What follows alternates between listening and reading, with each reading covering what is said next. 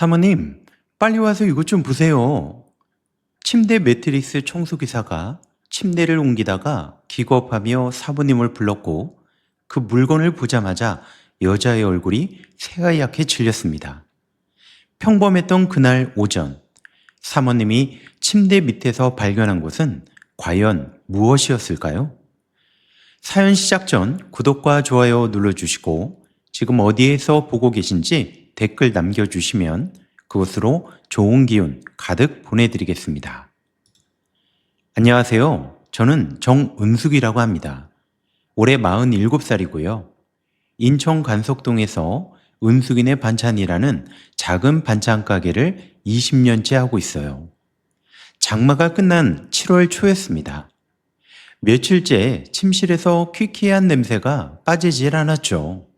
창문을 열어 환기를 시켜도 소용이 없더라고요. 혹시나 싶어서 매트리스 모서리를 들춰봤더니 시커먼 곰팡이가 손바닥만하게 번져 있었습니다. 소름이 확 돋았어요. 바로 매트리스 전문 청소업체에 전화를 걸었죠. 마침 그날이 가게 쉬는 화요일이었거든요. 오후 2시에 기사님이 장비를 들고 도착했습니다. 침실로 안내하자마자 기사님이 매트리스를 들어 올리는데 손이 딱 멈추더니 고개를 돌려 저를 봤어요. 사모님, 이거 혹시 사모님 거예요? 기사님 손에 핸드폰 한 대가 들려 있었습니다. 케이스도 없는 검은색 핸드폰이었죠.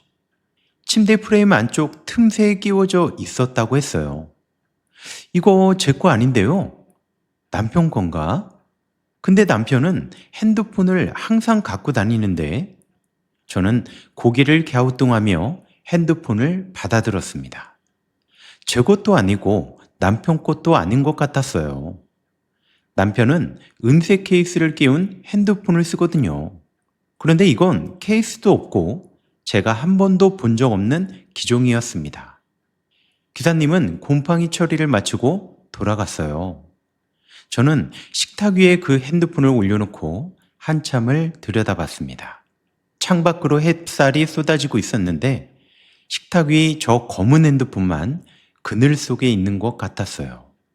왜 침대 밑에 핸드폰이 숨겨져 있는 거지? 남편이 핸드폰을 2대 쓰고 있었나? 머릿속에 의문이 꼬리를 물었습니다.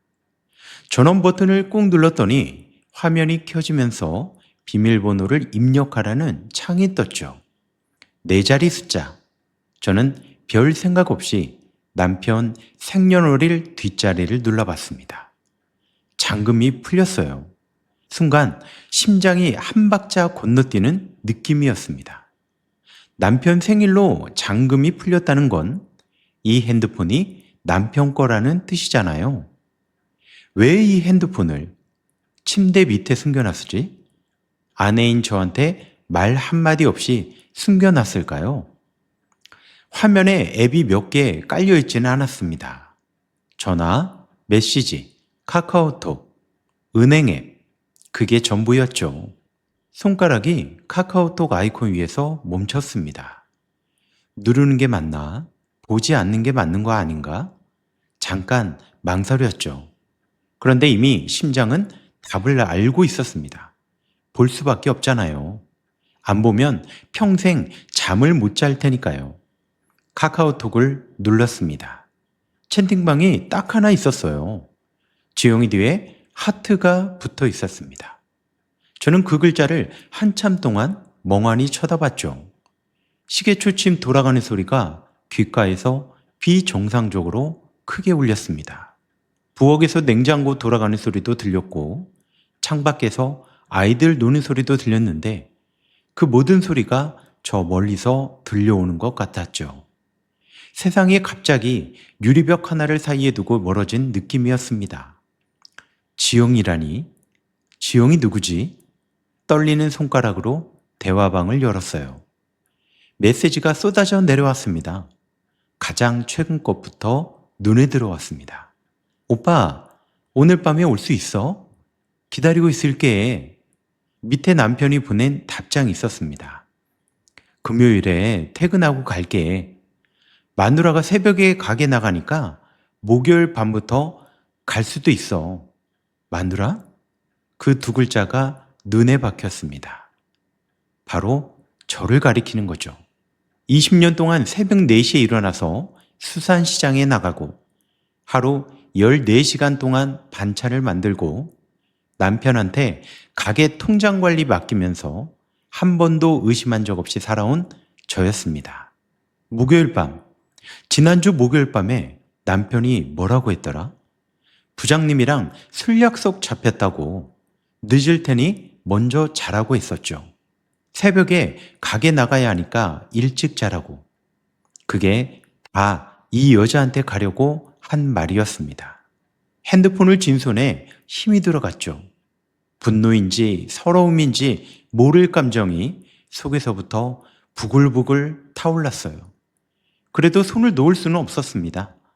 계속해서 스크롤을 위로 올렸어요. 더 오래된 메시지를 계속 봤습니다. 메시지 날짜를 확인했죠. 가장 오래된 메시지가 무려 3년 전이었습니다. 숫자가 눈에 들어오는 순간 온몸에서 힘이 쭉 빠지는 것 같았습니다.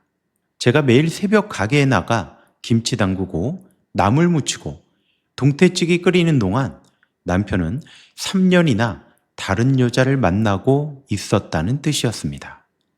한 통 한 통 읽어 내려가는데 목구멍이 조여오면서 눈앞이 뿌옇게 흐려졌어요. 다정한 말투, 어디서 같이 밥 먹었다는 사진, 호텔 객실이 찍힌 셀카, 여자가 웃고 있는 얼굴이 보였습니다. 30 초반쯤 돼 보이는 여자였죠. 제가 가게 문 닫고 녹초가 되어 집에 들어오면 소파에 누워서 TV만 보고 있던 남편.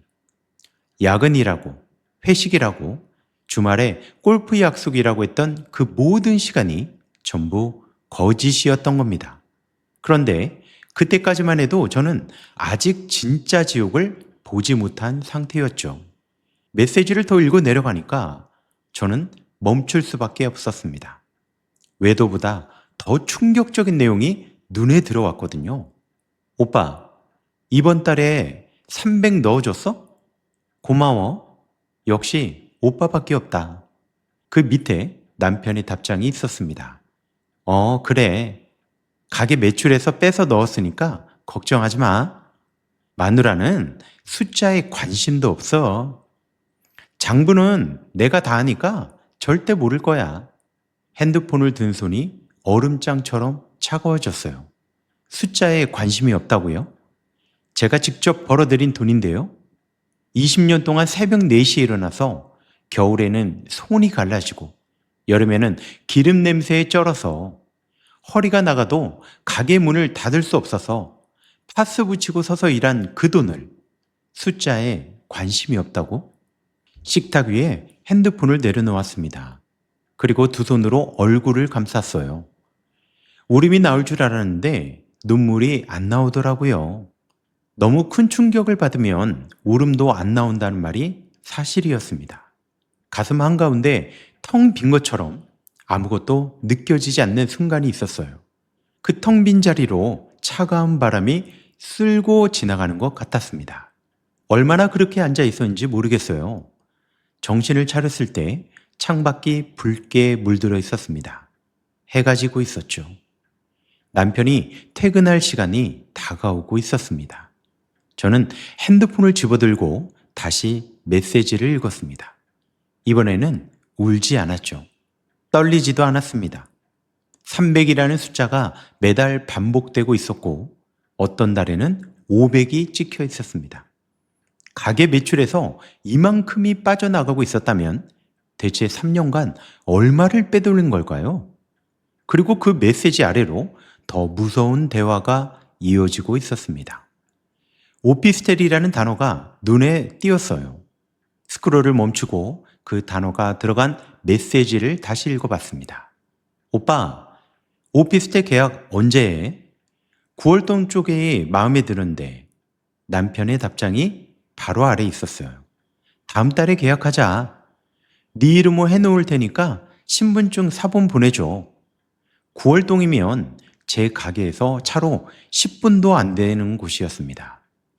제가 새벽부터 가게에 나가 김치 담그고 있는 동안 남편은 코앞에 있는 오피스텔에서 다른 여자와 살림을 차리고 있었다는 뜻이었습니다. 핸드폰을 든 채 고개를 들어 침실을 둘러봤어요. 이 침대, 이 이불, 그리고 베개까지. 제가 매주 빨래하고 정리한 이 침실에서 남편은 머릿속으로 다른 여자의 방을 꾸미고 있었던 겁니다. 위장이 뒤집히는 것 같았어요. 메시지를 처음부터 다시 읽기 시작했습니다. 3년 전 4월, 가장 오래된 메시지부터요. 처음에는 어색한 톤이었죠. 한지영 씨, 오늘 미팅 수고했어요. 같은 공손한 문장. 그런데 한 달도 안 돼서 반말로 바뀌고 2달째부터는 서로 오빠 그리고 지영아로 부르고 있었습니다. 사진도 점점 늘어났죠. 카페에서 찍은 사진. 남편이 절대 저한테는 안 하던 V 포즈를 하고 있는 사진. 팔짱을 끼고 웃고 있는 사진. 그 사진들을 보는데 눈이 뜨거워졌습니다. 눈물이 나오려는 게 아니었죠. 분노가 뒤쪽에서 압력처럼 차오르는 거였습니다. 남편은 저한테 사진을 찍자고 한 적이 단 한 번도 없었거든요. 결혼 20년 동안 단 한 번도요. 가족 사진이라고는 딸 수진이 돌잔치 때 찍은 게 마지막이었습니다. 제가 여보, 우리도 사진 한 장 찍자고 하면 뭐하러 그런 걸 찍어 하면서 귀찮아했거든요. 그런 남편이 이 여자랑은 셀카를 찍고 있었던 겁니다. 그것도 환하게 웃으면서요. 메시지를 읽으면 읽을수록 지난 3년간의 기억이 퍼즐처럼 맞춰지기 시작했습니다. 2년 전쯤이었어요. 남편이 갑자기 골프를 배운다고 했습니다. 평생 운동이라고는 TV 앞에서 야구 보는 게 전부였던 사람이 갑자기 느닷없이 골프채를 사왔어요. 토요일마다 연습장을 간다고 아침 일찍 나가서 저녁 늦게 들어왔습니다. 저는 그게 좋았어요. 가게 일에 지쳐 있으니까 주말에 남편이 집에 없으면 오히려 마음 편하게 쉴 수 있었거든요. 그런데 지금 생각하면 골프채를 산 시기가 딱 내연녀와 교제를 시작한 지 반년쯤 됐을 때인 것 같습니다. 메시지에 그 증거가 고스란히 남아 있었거든요. 토요일마다 주고받은 대화가 빼곡했죠. 오빠, 오늘 몇 시 와? 아침에 마누라 가게 보내고 10시쯤 갈게. 맛있는 거 사놓을게. 빨리 와. 골프를 친 게 아니었습니다. 저를 가게에 보내놓고 그 여자한테 간 거였습니다. 그리고 또 하나, 1년 반 전쯤 남편에게서 갑자기 낯선 냄새가 나기 시작했어요. 양복에서 풍기는 은은한 향수 냄새. 남편은 평생 향수를 쓴 적이 없는 사람이었거든요. 제가 여보, 무슨 냄새가 나는데 뭐 향수 뿌렸어? 하고 물었더니 회사에서 거래처가 샘플을 줘서 한번 뿌려봤다면서 대수롭지 않게 넘겼어요. 저도 그런가 보다 하고 넘겼죠. 그때는 정말 왜 그랬을까요? 왜 한 번이라도 의심하지 않았을까요? 메시지에 답이 있었습니다. 오빠, 내가 골라진 향수 뿌렸어? 괜찮아? 좋은데? 근데 마누라가 눈치챌까봐 조금만 뿌렸어. 남편의 새로운 넥타이도 갑자기 바뀐 헤어스타일도 다 이유가 있었던 거였습니다. 제가 아는 남편은 20년 동안 같은 브랜드 와이셔츠만 입던 사람이거든요. 그런 사람이 어느 날부터 슬림핏 셔츠를 사오고 속옷도 바꾸고 체중 관리를 한다며 저녁을 안 먹기 시작한 거예요. 저는 바보같이 남편이 건강관리에 관심이 생겼다고 좋은 거라고 생각했습니다. 핸드폰에서 눈을 떼고 창밖을 봤어요. 밖이 완전히 어두워져 있었습니다. 시계를 보니 저녁 7시가 넘어 있었죠. 남편이 곧 들어올 시간이었습니다. 핸드폰을 어디에 둬야 할까? 침대 밑에 다시 넣어둘까? 아니면 들고 있을까? 갑자기 머릿속이 복잡해지기 시작했습니다. 결국 저는 핸드폰을 제 앞치마 주머니 깊숙이 넣었습니다. 그리고 부엌으로 가서 밥을 했어요. 된장찌개를 끓이고 계란말이를 부치면서 손은 움직이는데 머릿속은 하얗게 비어 있었습니다. 칼로 두부를 써는데 손끝이 저릿저릿했어요. 이 두부를 자르는 칼이 저 남자의 거짓말도 이렇게 깔끔하게 잘라낼 수 있으면 좋겠다는 생각이 스치더라고요. 그때 현관문이 열렸습니다. 나왔어. 남편의 목소리였습니다. 매일 듣던 그 목소리가 오늘은 완전히 다른 사람의 목소리처럼 들렸습니다. 저는 등을 돌린 채 대답했죠. 그래, 밥 해놨으니까 밥 먹어. 얼른 씻고 와 앉아. 목소리가 떨리지 않게 하려고 입술을 꽉 깨물었습니다. 남편이 양복을 벗고 식탁에 앉았어요. 저는 밥상을 차리면서 남편의 얼굴을 정면으로 봤습니다. 20년을 같이 산 그 얼굴, 눈, 코, 입, 주름살 하나까지 다는 그 얼굴인데 오늘은 낯선 사람이 제 앞에 앉아 있는 것 같았습니다. 이 사람이 3년 동안 다른 여자한테 오빠라고 불리면서 웃고 있었구나. 이 사람이 내 돈을 빼내서 그 여자한테 갖다 바쳤구나. 이 사람이 매주 토요일 골프 간다고 거짓말하고 그 여자와 놀고 있었구나. 속이 부글부글 끓어올랐지만 참았습니다. 지금은 때가 아니라고 생각했으니까요. 얼마를 빼돌렸는지, 그 오피스텔에 얼마를 갖다 바쳤는지 아직 모르는 게 너무 많았습니다. 오늘 가게 어땠어? 남편이 된장찌개를 먹으며 물었죠. 예전에는 남편이 가게에 관심이 있어서 묻는 줄 알았습니다. 지금은 그 이유를 알겠더라고요. 매출이 얼마나 들어왔는지를 확인하는 거였습니다. 얼마를 더 빼돌릴 수 있을지를 계산하려고요. 평소랑 비슷해. 여름이라 젓갈류가 좀 안 나가. 목소리가 떨리지 않게 짧게 대답했어요. 남편은 고개를 끄덕이더니 핸드폰을 꺼내 뭔가를 봤습니다. 은색 케이스가 씌워진 그 핸드폰. 겉으로 보이는 핸드폰이었죠.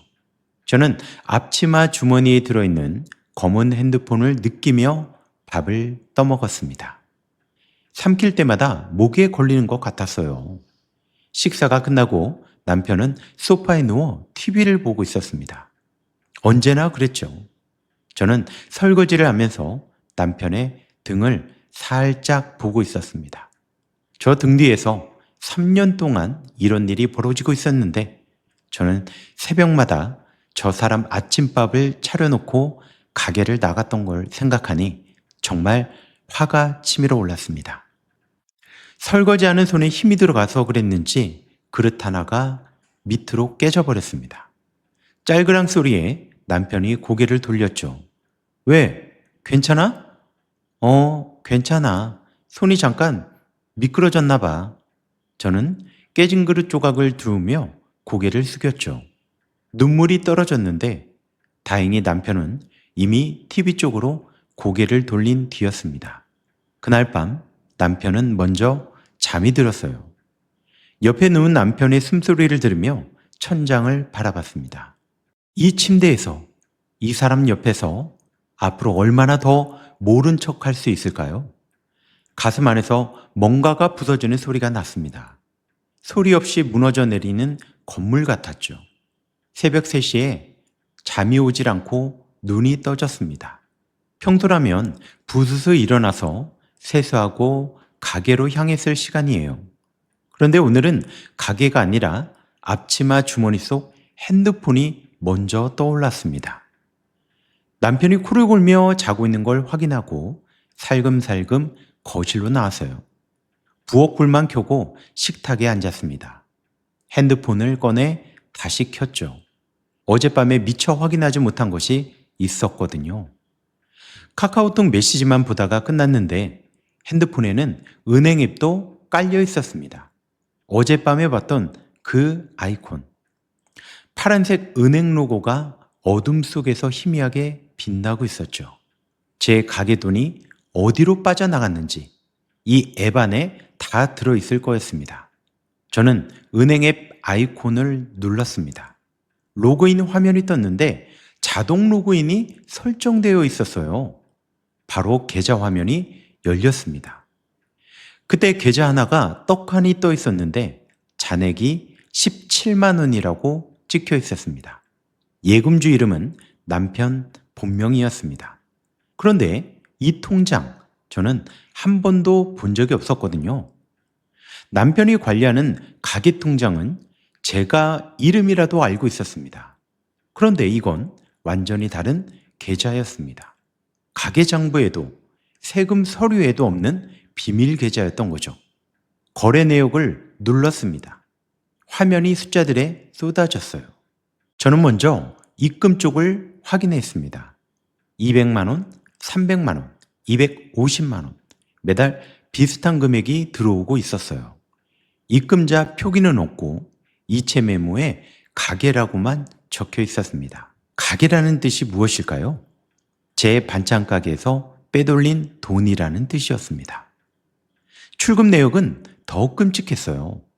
한지영이라는 이름으로 매달 빠져나간 돈이 줄줄이 나열되어 있었습니다. 200만 원, 300만 원, 가끔은 500만 원. 이체 메모에는 생활비, 용돈, 보험료 같은 단어가 적혀 있었습니다. 내연녀의 생활비를 제 가게 매출로 대고 있었던 거예요. 스크롤을 맨 아래까지 내렸습니다. 가장 오래된 거래가 3년 전 5월이었죠. 거기서부터 최근 거래까지 훑어보면서 머릿속으로 대충 더했습니다. 적은 달이 200, 많은 달이 500, 36개월, 눈알이 빠질 것 같았어요. 대충 잡아도 1억 원이 넘었습니다. 제가 20년 동안 새벽 4시에 일어나서 번 돈이에요. 겨울에 손이 갈라져서 반창 꼬부치고 칼질하던 그 손으로 번 돈입니다. 여름에 가스불 앞에 서서 땀이 눈에 들어가도 닦을 틈 없이 반찬 볶던 그 시간들의 값이었어요. 허리 디스크가 와서 병원에 가야 하는데 가게를 비울 수 없어서 파스 3장 겹쳐 붙이고 서서 일하던 날들. 그 모든 시간이 이 숫자 안에 녹아 있었습니다. 그 돈이 고스란히 다른 여자의 통장으로 흘러 들어간 거예요. 핸드폰을 쥔 손에서 힘이 쫙 빠졌습니다. 식탁에 이마를 대고 눈을 감았어요. 그러나 울지 않았습니다. 이미 눈물이 마른 것 같았어요. 대신 뱃속에서 차가운 것이 돌덩이처럼 굳어지는 게 느껴졌습니다. 저는 잠시 정신을 가다듬고 핸드폰의 사진첩을 열었죠. 카카오톡 메시지와 은행 앱만 봤는데 사진첩에 뭐가 있을지 확인해 봐야 되겠습니다. 사진 앨범에는 수십 장의 사진이 저장되어 있었습니다. 처음 몇 장은 내연녀와의 데이트 사진이었어요. 이미 메시지에서 본 것들이라 대충 넘겼습니다. 그런데 중간쯤에서 문서 사진이 나왔어요. 부동산 계약서를 찍은 사진이었습니다. 가만히 보니 전세 계약서였어요.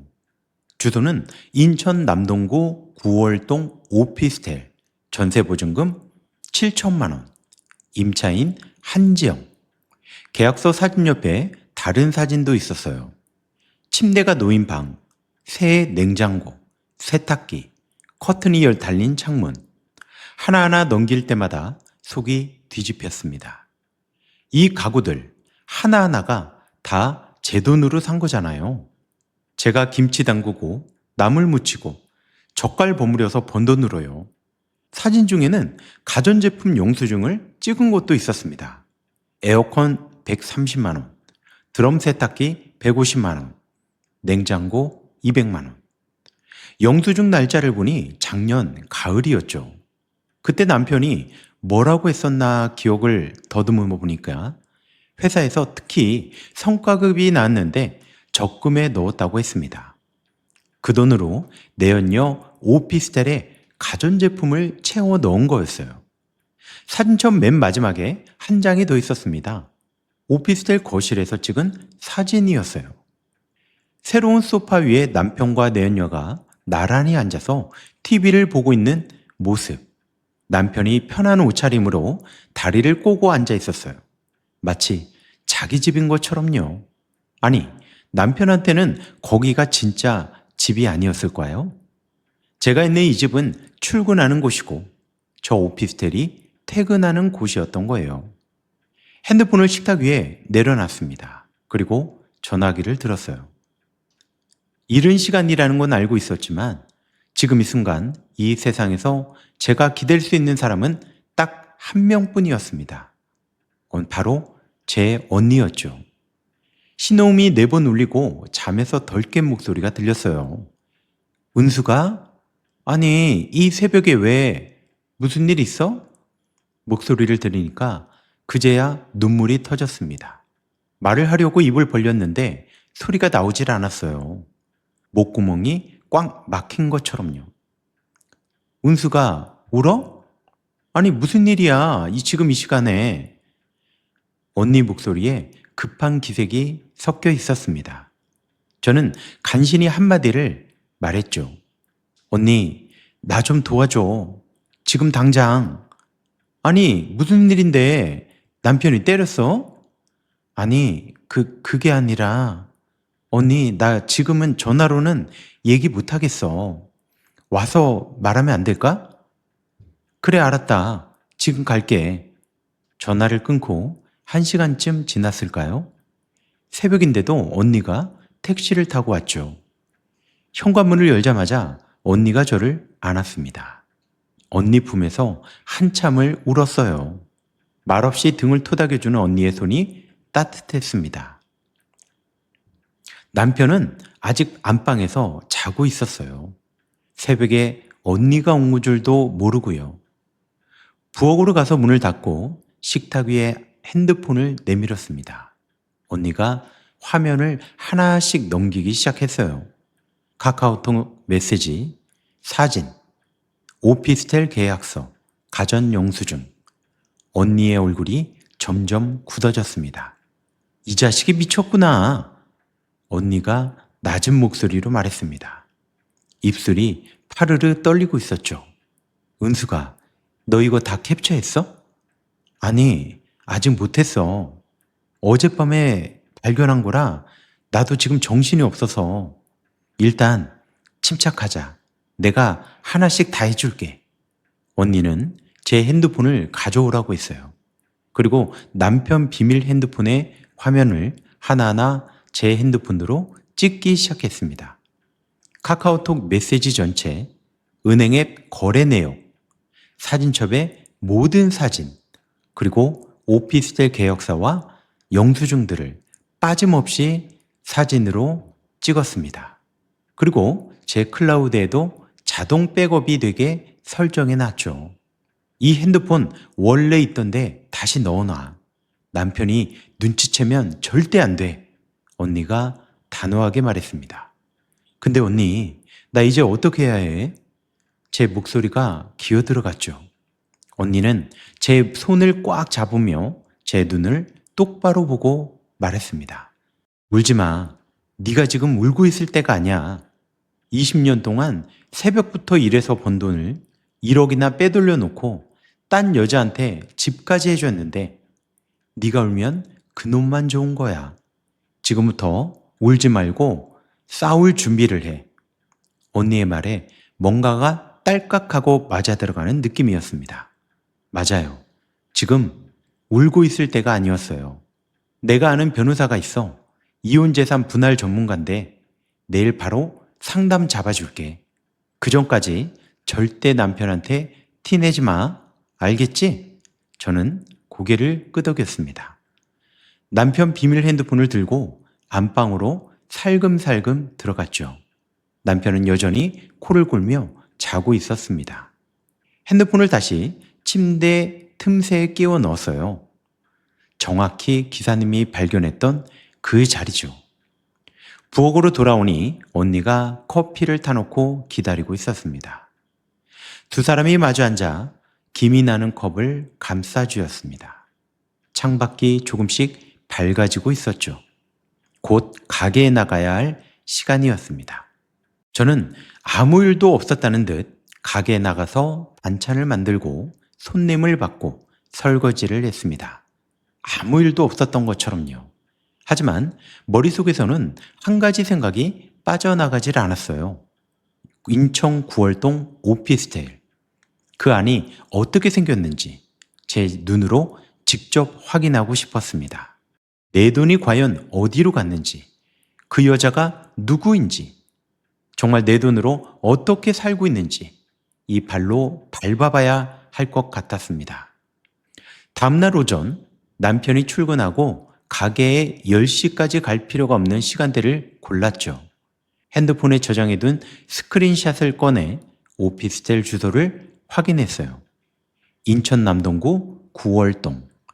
캡처해둔 메시지를 뒤지니까 현관 비밀번호까지 나왔습니다. 남편이 내녀에게 보낸 메시지에 비밀번호 이거야. 새 번호 적어놔 하면서 4자리 숫자를 알려준 게 고스란히 문자로 남아 있었습니다. 저는 택시를 타고 9월동에 도착했죠. 간석동 가게에서 정말로 차로 10분도 걸리지 않았습니다. 이렇게 가까운 곳에서 그 일이 벌어지고 있었다니. 오피스텔은 15층짜리 건물이었죠. 깨끗하고 조용한 동네였습니다. 엘리베이터를 타고 9층에서 내렸어요. 복도를 걸어가는데 다리가 후들거렸습니다. 902호 앞에 섰습니다. 문 앞에 작은 화분이 놓여 있었죠. 제가 가게에서 파는 것보다 비싼 종류의 다육식물이었습니다. 그리고 저는 비밀번호를 눌렀습니다. 삐 소리와 함께 잠금이 풀렸죠. 문을 열고 들어섰습니다. 방향제 냄새와 섞인 아직 세간이 낡지 않은 집 특유의 냄새. 신발장 위에 남자 구두 한 켤레가 가지런히 놓여 있었습니다. 보니까 남편 구두였어요. 옆에는 여자 운동화와 하이힐이 나란히 세워져 있었더라고요. 마치 부부의 신발장처럼요. 저는 거실로 들어갔습니다. 사진에서 봤던 그 소파, 그 TV, 화면 속에 갇혀 있던 것들이 눈앞에 실물로 펼쳐지니까 정말 이상하게 현실감이 더 없어졌습니다. 마치 꿈속을 걷는 것 같았죠. 소파 쿠션 사이에 리모컨 2개가 나란히 놓여 있었습니다. TV 리모컨과 에어컨 리모컨. 리모컨에 남편 손때가 묻어 있는 게 보였죠. 커피 테이블 위에는 컵 2개가 놓여져 있었습니다. 하나에는 빨간 립스틱 자국이 남아 있었고 다른 하나에는 커피 얼룩만 있었습니다. 남편은 원래 블랙커피만 마시거든요. 20년 넘게 같이 살았으니 이제는 너무나도 많은 것을 알게 된 것 같습니다. 저는 침실 문을 열어봤어요. 퀸 사이즈 침대 위에 이불이 대충 거쳐 있더라고요. 저는 곧장 옷장을 살짝 열어봤습니다. 한쪽에 남편 와이셔츠 4-5벌이 걸려 있었어요. 제가 매주 다려줬던 것과 같은 브랜드의 같은 사이즈의 같은 색깔의 옷이었습니다. 이 남자는 저와 살았던 당시에 입었던 옷을 여기에 걸어놓고 같이 살고 있었던 겁니다. 그때 현관문에서 비밀번호 누르는 소리가 들렸습니다. 심장이 멎는 줄 알았죠. 도망칠 곳이 없었습니다. 원룸 구조라 숨을 데도 없었고요. 현관문이 열렸습니다. 아이 깜짝이야. 뭐야? 누구세요? 키가 크고 마른 여자가 서 있었습니다. 얼굴이 작고 머리가 길고 화장을 하고 있었죠. 사진에서 봤던 그 여자였습니다. 저는 잠시 그 여자를 쳐다봤습니다. 그리고 입을 열었죠. 저는 오사훈 씨 아내예요. 여자의 표정이 갑자기 바뀌었습니다. 놀라는 게 아니었어요. 눈이 가늘어지더니 입꼬리가 올라갔습니다. 놀랍게도 이 여자는 웃고 있었어요. 아, 아내분이세요? 올 줄 몰랐네. 들어와서 문을 닫더니 하이힐을 벗고 거실로 걸어왔습니다. 가방을 소파에 내려놓는 동작이 굉장히 여유로워 보였죠. 마치 제 집인 양 자연스럽게요. 아니, 그런데 남의 집에 이렇게 함부로 들어오면 되는 겁니까? 그리고 비밀번호는 어떻게 열었어요? 저는 아무 대답을 하지 못했습니다. 그러자 여자가 한 발짝 다가오며 말했죠. 그래요. 궁금하시죠? 내가 어떤 여자인지. 그런데 다 보셔서 아실 거 아니에요? 아줌마, 거울 한번 보세요. 반찬 냄새 찌들고, 손은 갈라 터지고, 허리도 제대로 못 펴는 사람한테 남자가 붙겠습니까? 오빠는 여기서 사람 대접을 받고 있으니까 여기 오는 거예요. 밥 퍼주고 빨래해주는 가정부가 필요한 게 아니라 자기를 남자로 봐주는 여자가 필요했던 거라고요. 그 여자는 너무나도 당당하게 말했습니다. 마치 준비해둔 것처럼요. 아니, 어쩌면 진짜 이 순간을 준비하고 있었는지도 모릅니다. 저는 그 자리에 서서 한마디도 하지 못했어요. 반박할 말이 없어서가 아니었습니다. 온몸에 힘이 빠져서 입이 열리지 않았죠. 반찬 냄새라는 말이 가슴에 모처럼 박혔습니다. 20년 동안 새벽부터 반찬을 만들어서 가족을 먹여 살린 게 반찬 냄새가 된 거예요. 떨리는 손으로 핸드폰을 꺼내 남편에게 전화를 걸었습니다. 신호음이 3번 울리고 남편이 받았어요. 아, 왜 전화한 거야? 나 지금 9월동에 있어. 얘기 들었어. 다 알고 왔어. 잠깐 침묵이 흘렀습니다. 그리고 남편이 입을 열었어요. 다 알았으면 됐잖아. 나 어차피 너랑 정리할 생각이었어. 이왕 이렇게 된 김에 우리 이혼하자. 그게 전부였습니다. 미안하다는 말도 변명도 당황도 없었죠. 정리할 생각이었다는 말은 이미 오래전부터 저를 버릴 계획이었다는 뜻이었습니다. 전화가 끊겼어요. 제가 끊은 건지 남편이 끊은 건지 기억이 나질 않습니다. 내연녀가 소파에 앉아서 다리를 꼬고 저를 쳐다보고 있었죠. 불쌍하다는 듯이 혹은 비웃는 듯이 정확히 어떤 표정이었는지는 기억이 나질 않습니다. 저는 현관으로 걸어갔습니다. 신발을 신는데 손이 떨려서 신발 뒤축을 제대로 못 펴겠더라고요. 꾸깃꾸깃 꾸겨 신고 그냥 문을 열고 나왔습니다. 엘리베이터를 타고 1층에 내려왔어요. 로비를 지나 밖으로 나왔는데 다리에 힘이 풀려서 건물 옆 화단벽에 주저앉고 말았습니다. 7월의 뜨거운 햇빛이 머리 위로 쏟아지고 있었는데 온몸이 얼음물에 담긴 것처럼 차가웠습니다. 20년 동안 하루도 쉬지 않고 반찬을 만들어 왔습니다. 20년 동안 손이 갈라지고 허리가 나가고 무릎이 닳을 때까지 일한 그 세월이요. 그 시간의 끝에서 제가 받은 보상은 정리하자는 한마디와 반찬 냄새 나는 아줌마라는 말이었습니다.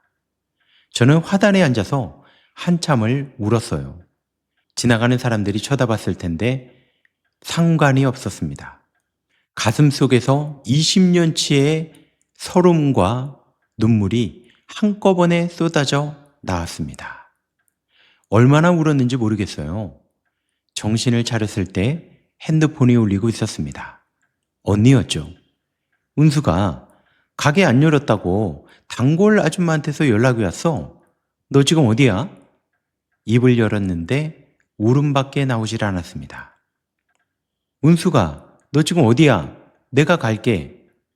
9월동이라는 말을 겨우 짜냈죠. 30분 뒤에 언니가 택시에서 내렸습니다. 화단벽에 주저앉아 있는 저를 보더니 달려와서 아무 말 없이 안아줬죠. 언니 품에서 또 울었습니다. 저는 택시를 타고 언니 집으로 갔습니다. 언니 집 거실에 앉아서 오피스텔에서 있었던 일을 처음부터 끝까지 말했죠. 내인녀가 한 말, 전화기 너머로 들은 그 남자의 목소리, 정리하자는 한마디. 다 말하고 나니까 속이 텅 비어 있었어요. 언니는 다 듣고 나서 한참 동안 말이 없었습니다. 그러다 테이블을 탁 치며 일어났어요. 내일 변호사한테 간다. 송민재 변호사. 이혼 재산 분할 20년 넘게 한 사람이야. 내 친구 남편 바람 사건 때 맡았던 분인데 일 정말 잘해. 내가 지금 전화 넣을 테니까 넌 오늘 여기에서 자. 그날 밤 언니 집 작은 방에 누워서 천장을 봤습니다. 이제 20년을 같이 산 집에 돌아가면 그 남자와 마주쳐야 하는 거잖아요. 같은 식탁에서 앉아 밥을 먹고 같은 침대에 누워야 하는 거지 않습니까? 생각만 해도 위장이 뒤틀렸습니다. 다음날 오전 11시 부평에 있는 송민재 변호사 사무실에 도착했습니다. 언니가 옆에 함께 앉아줬어요. 변호사님은 52살의 단정한 남자였습니다. 안경 너머 눈빛이 굉장히 차분했죠. 제가 핸드폰에 저장해둔 스크린샷을 전부 보여서 설명해 드렸습니다. 카카오톡, 메시지, 은행 앱, 거래 내역, 오피스텔 전세 계약서까지. 변호사님은 화면을 한 장 한 장 넘기면서 메모를 하셨습니다. 한참을 보더니 고개를 들었어요. 정은숙 씨, 이건 아주 강력한 증거입니다. 상대방 부정행위 입증에 충분하고 재산 유출 정황도 뚜렷해요. 다만 몇 가지를 더 확보하셔야 완벽합니다. 변호사님이 정리해준 내용은 이랬어요. 첫째, 반찬가게 사업자 등록 원부와 실제 매출 장부를 대조해서 빠져나간 금액을 정확히 산출할 것. 둘째, 오피스텔 등기부 등본을 떼서 실소유 관계를 확인할 것. 셋째, 가능하면 핸드폰 원본을 한 번 더 확보해서 전문 포렌식 업체에 맡길 것. 변호사님, 이기면 제가 얼마까지 받을 수 있어요? 제가 물었더니 변호사님이 계산기를 두드리기 시작했습니다. 부정행위 위자료, 재산분할, 그리고 유출된 사업자금 반환 청구까지 합치면 상당한 금액이 나올 겁니다. 특히 아내 사업체의 매출을 빼돌려 내연녀에게 제공한 정황이 명확하니까 재산 분할에서 유리한 비율을 받으실 수 있습니다. 그 말을 듣는 순간 가슴에 불씨 하나가 붙었습니다. 아직 작은 불씨였지만 분명히 뜨거운 것이었어요. 사무실을 나온 후 바로 움직이기 시작했습니다. 언니가 차를 몰아서 가게로 갔어요. 가게 뒷방 캐비넷에 장부가 있었거든요. 20년치 장부를 전부 꺼냈습니다. 그리고 은행에 가서 가게 통장 거래 내역서를 발급받았죠. 식탁 위에 장부와 통장 내역을 펼쳐놓고 대조하기 시작했습니다. 그런데 숫자가 맞질 않았어요. 장부에 적힌 매출과 통장에 찍힌 입금액 사이에 매달 200에서 300만 원의 차이가 있었습니다.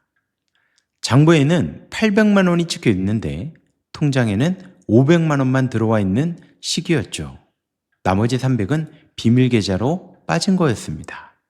3년간 벌어진 이 차이를 계산기로 두드려 보니 총액이 9,800만 원이 나왔어요. 거의 1억 가까이 되었습니다. 숫자로 확인하니까 더 선명하게 와닿죠.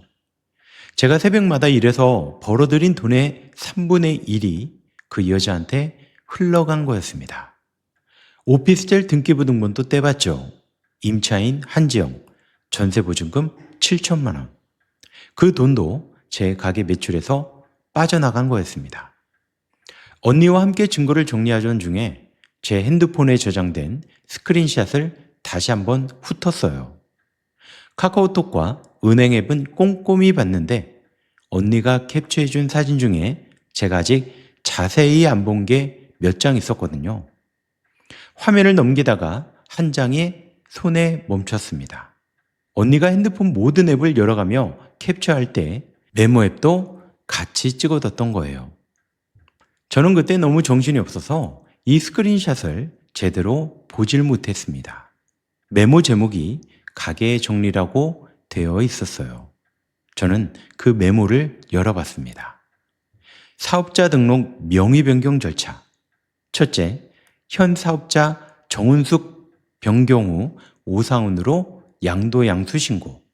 둘째, 세무사 방문 시 필요 서류, 사업자 등록 원본, 양도인 신분증 사본, 그리고 도장. 날짜를 확인해 보니 2달 전에 작성된 메모였습니다. 저는 갑자기 손이 떨렸죠. 이건 외도와 돈을 빼돌리는 것과는 차원이 다른 문제였습니다. 제 가게를 통째로 빼앗으려고 하는 거죠. 제 이름으로 된 사업자 등록을 제가 모르는 사이에 자기 이름으로 바꾸려고 한 것이었습니다. 그 메모에는 이렇게 적혀 있었습니다. 오빠, 가게는 언제 넘겨? 그것까지 끝나면 우리 진짜 결혼하는 거지? 그럼 가게 명의만 나한테 넘어오면 다 정리되는 거야. 그 다음에 이혼 넣을 거니까 조금만 기다려. 가게까지 넘어가면 그때 우리 결혼하자. 그 문장이 눈에 박혔습니다. 20년 동안 제가 새벽부터 일어나서 만든 가게였어요. 25살 때 인천 간석동 시장 구석에 3평짜리 가게를 얻어서 김치 하나 담그는 것부터 시작했습니다. 손님이 한 명도 안 오는 날에도 반찬을 만들었죠. 겨울에는 수도가 얼어서 대야에서 물을 받아 설거지를 하고, 여름엔 에어컨 없이 가스불 앞에서 땀 뻘뻘 흘려가며 버텼습니다. 그렇게 20년을 일궈서 지금의 은숙이네 반찬 가게를 만드는 거죠. 그런데 그 가게까지 넘기면 결혼하자고 핸드폰을 식탁 위에 내려놨죠. 이번에는 울지 않겠노라고요. 언니가 제 얼굴을 보더니 뭐라고 말하려다 멈췄습니다. 제 표정이 달라져 있었나 보죠. 저는 자리에서 일어났습니다. 변호사님께 전화를 걸었죠. 변호사님, 추가 증거가 나왔습니다. 사업자 등록 명의를 몰래 변경하려는 계획이 핸드폰 메모에 있었습니다. 제 도장 위치까지 메모해 뒀더라고요. 전화기 너머에서 변호사님이 잠깐 침묵하더니 단호한 목소리로 말했습니다. 정은숙 씨, 그건 사문서 위조 예비까지 걸 수 있는 정확한 정황입니다. 이제 빠르게 움직여야 되거든요. 내일 바로 오셔야 합니다. 저는 일단 앞치마를 고쳐매고 가게로 향했습니다. 가게 문을 열고 불을 켰어요. 칼을 갈고 도마를 닫고 재료를 꺼냈습니다. 내일 새벽에 팔 반찬을 준비해야 했거든요.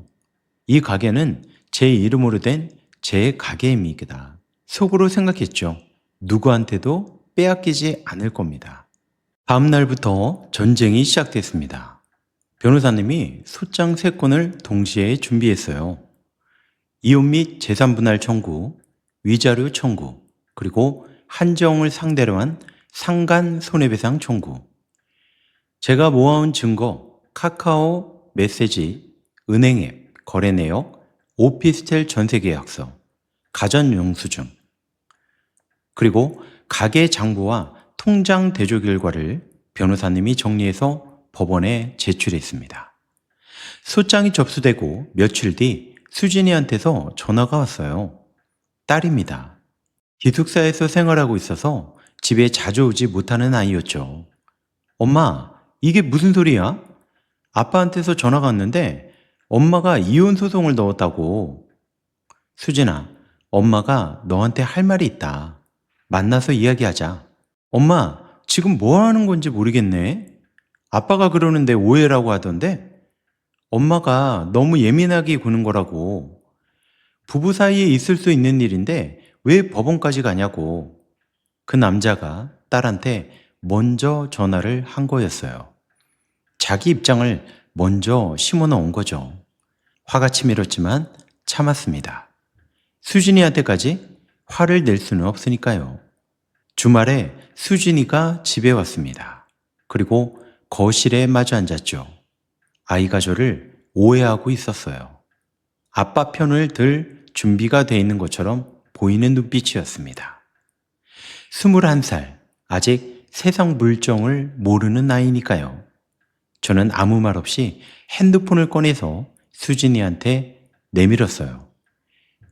그리고 캡처해둔 사진을 처음부터 끝까지 전부 보여줬습니다.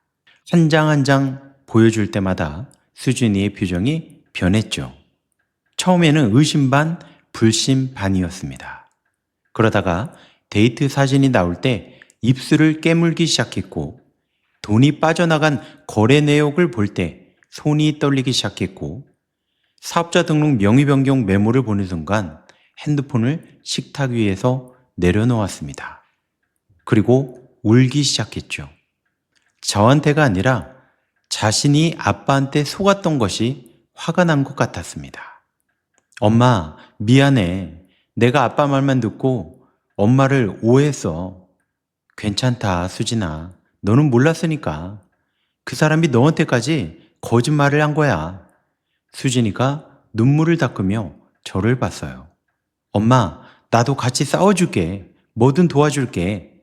그 한마디가 얼마나 힘이 되는지 모릅니다. 언니도 옆에 있었지만 딸이 제 곁에 선 순간 등에 날개가 달린 것 같았죠.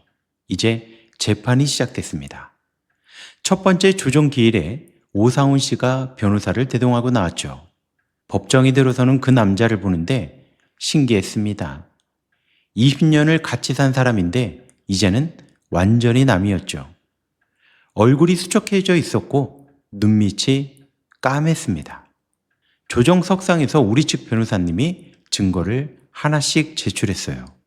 프로젝트 화면에 증거가 하나둘 나올 때마다 오상훈 씨의 얼굴이 점점 흰빛으로 변해갔습니다. 상대 측 변호사가 반박을 시도했습니다. 비밀 계좌의 자금 이동은 가사 분담의 일환이었고 오피스텔은 개인 투자 목적이었다고요. 하지만 카카오톡 메시지에 적나라하게 남아있었잖아요. 가게 매출에서 뺏어 넣었으니까 걱정하지 말라는 소리. 마누라는 숫자에 하나도 관심 없어라는 메시지. 이 메시지 하나로 변명이 다 무너졌습니다. 조정이 결렬되고 본안 심리로 넘어갔어요. 그 과정에서 오상훈 씨 측이 합의를 제안해왔습니다. 위자료 2천만 원에 조용히 끝내자는 거였어요. 변호사님이 저한테 물었습니다. 합의하시겠습니까? 합의요? 저는 절대 안 합니다. 끝까지 갈 거예요. 제 대답은 단 한 번도 흔들리지 않았습니다. 몇 달간의 재판 끝에 드디어 판결이 나왔습니다. 법원은 오상훈 씨의 부정행위를 인정하고 위자료 7천만 원을 선고했어요. 혼인 파탄의 전적인 책임이 피고에게 있다는 판단이었습니다. 재산분할에서는 제가 7, 오상훈 씨가 3의 비율을 받아갔습니다. 가게의 영업권과 시설 전부가 제 소유로 인정이 되었고 공동명의 아파트도 7대 3으로 나누게 되었습니다. 그리고 가장 통쾌했던 부분, 가게 매출을 빼돌린 금액 9,800만 원에 대해 부당이득 반환 명령이 내려진 거죠. 거의 1억을 돌려받게 된 겁니다. 변호사님이 준비한 장부 대조표가 결정적인 원인이 되었습니다. 오피스텔 전세보증금 7천만 원도 부당이득 반환 대상으로 판결되었습니다. 아내의 사업소득으로 취득한 재산이라는 점이 인정된 거였죠. 한지영을 상대로 한 상간소송에서도 3천만 원이 인용이 되었습니다. 법원에서 한지영의 얼굴을 봤는데 처음 만났을 때의 그 여유로운 표정은 온데간데 사라졌습니다. 3천만 원이라는 숫자를 듣는 순간 고개를 푹 숙이더라고요. 판결이 확정되고 난 후의 일이었습니다. 오상훈 씨의 내연녀가 오피스텔의 비밀번호를 바꾸고 사라졌다고 말입니다. 3천만 원을 물게 된 여자가 돈도 없고 직장도 위태로워진 남자를 받아줄 리가 없겠죠. 결국 그 여자도 오사훈 씨를 뒤로하고 도망간 거였습니다. 상견문을 받아든 날 밤 저는 혼자 가게에 앉아 있었어요. 가게 냉장고 돌아가는 소리만 윙하고 울리고 있었습니다. 법적으로 이겼고 돈도 돌려받게 됐고 가게도 지켰습니다. 그런데 이상하게 통쾌하다는 느낌이 오질 않았어요. 먼저 온 건 허탈함이었습니다. 20년이라는 시간을 돌려받을 수는 없으니까요. 새벽마다 이 사람 밥 차려주고, 이 사람 와이셔츠 다려주고, 이 사람이 잘 되리라고 기도했던 그 시간들, 아무 배상해 줄 수가 없잖아요. 그렇게 한참을 앉아 있다가 냉장고 문을 열었습니다. 내일 아침에 팔 깍두기를 담가야 했거든요. 물을 꺼내서 칼을 들었습니다. 칼질을 하는데 손이 안 떨렸어요. 참 오랜만이었습니다. 그렇게 하루가 저물고 있었습니다. 다음날부터 저는 가게 정비를 시작했어요. 제일 먼저 한 건 통장을 바꾼 거였죠. 그 남자가 관리하던 기존 통장을 폐쇄하고 새 통장을 만들었습니다. 이번에는 제가 직접 관리하는 통장이었죠. 카드 결제 내역도 제 핸드폰으로 알림이 오게 설정했고 매출은 매일 밤 제가 직접 정리했습니다. 20년 동안 남한테 맡겼던 걸 이제야 제 손으로 하게 된 거예요. 처음에는 숫자가 복잡해서 머리가 아팠는데 일주일쯤 지나니까 눈에 익더라고요. 오히려 제가 직접 하니까 가게 돈이 어디로 얼마나 나가는지 한눈에 보여서 마음이 놓였습니다. 그 다음엔 간판을 바꿨죠. 원래 간판이 은숙이네 반찬이었거든요. 20년 전에 달았던 거라 글씨도 바랬고 조명도 깜빡거렸습니다. 간판 업체에 새로 맡겨서 깨끗한 흰 바탕에 초록색 글씨로 은숙이네 반찬이라고 다시 새겼습니다. 이름은 같은데 간판은 새 거예요. 저도 마찬가지였죠. 정은숙이라는 사람은 같은데 안에 든 게 확 달라진 거였습니다. 간판 다는 날 수진이가 왔어요. 기숙사에서 아침 일찍 버스를 타고 온 거죠. 엄마, 나 방학 동안 가게 도울게. 대학교 3학년이면 취업 준비도 할 시간이 부족할 텐데 이 아이가 제 곁에 와준 거예요. 앞치마를 두르고 주방에 서는 수진이를 보는데 콧등이 시큰했습니다. 그 아이가 이제 저보다 키가 크고 칼질도 제법 하고 무거운 반찬통을 번쩍 들어 나르더라고요. 엄마, 깍두기 이만큼 잘랐는데 이거 맞아? 아니, 좀 더 작게 썰어야지. 어르신들이 드시기 편하게. 수진이는 혀를 내밀며 웃었습니다. 서툴지만 열심히 하는 모습이 저 젊었을 때랑 닮았더라고요. 이혼하고 3달쯤 지났을 때 어느 날 새벽에 평소처럼 수산시장에 나갔어요. 새벽 4시 반.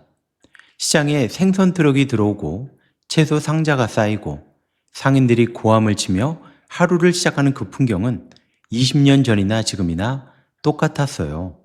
멸치를 고르고 물을 사고 두부를 실어서 가게로 들어왔습니다. 불을 켜고 앞치마를 두르고 칼을 잡았죠. 같은 새벽, 같은 시장, 같은 가게.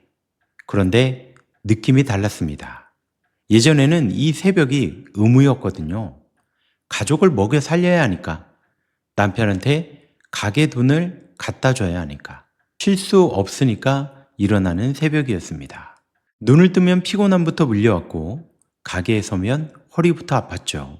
그런데 지금은 제가 일어나고 싶어서 일어나는 새벽입니다. 내 가게 문을 내 손으로 열고 내가 만든 반찬을 내 이름으로 팔고 내가 번 돈을 내 통장에 넣는 하루를 시작하는 거예요. 허리는 여전히 아팠지만 이상하게 가게에 서면 아픈 줄을 모르겠더라고요. 오늘 가게 문을 마치고 돌아가는 길에 편의점에서 우유 하나를 사서 마셨습니다. 걸으면서 마시는데 발걸음이 오히려 가볍더라고요. 오히려 남편과의 이혼이 나를 돌아보는 계기가 된 것 같습니다. 지금은 그 남자와 헤어졌지만 오히려 저는 더 행복한 나날을 딸과 함께 보내고 있습니다. 오늘의 이야기가 좋으셨다면 구독과 좋아요 한 번씩 눌러주시고 어디에서 이 이야기를 듣고 계신지 댓글로 한마디씩만 부탁드립니다. 감사합니다.